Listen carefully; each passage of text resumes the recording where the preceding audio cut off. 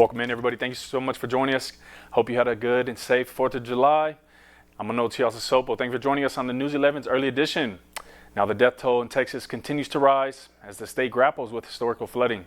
At least 43 people have been killed, 28 adults and 15 children, with dozens still missing. Some areas have received nearly 7 inches of rain in just 3 hours, with more rain expected to come in the forecast. Maribel Gonzalez is in Ingram, Texas, and reports on that mass destruction.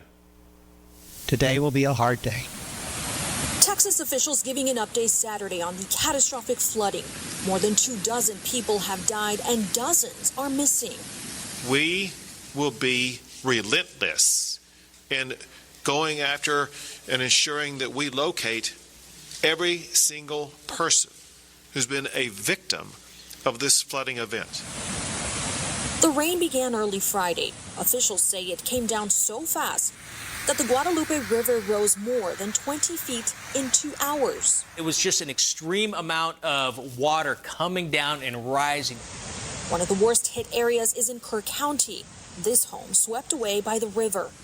The fierce waters destroying several homes in Kerrville. We went ahead and jumped out and we got washed down 3 houses and we finally ended up snagged on a big bush. Scott Walden says he was hanging onto a tree for about 30 minutes until he was rescued by emergency crews. The front of his house now gone. Hundreds have been rescued or evacuated since Friday. One of the more tragic stories coming out of Hunt, Texas, where flash floods took over Camp Mystic, a popular summer camp for girls. While many had been reunited with families, officials say more than 24 girls are still missing.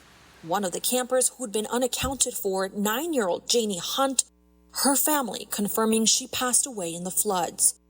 The threat is not over yet. Much of central Texas still under flood Saturday alerts, and more rain is on the way. I'm Maribel Gonzalez reporting.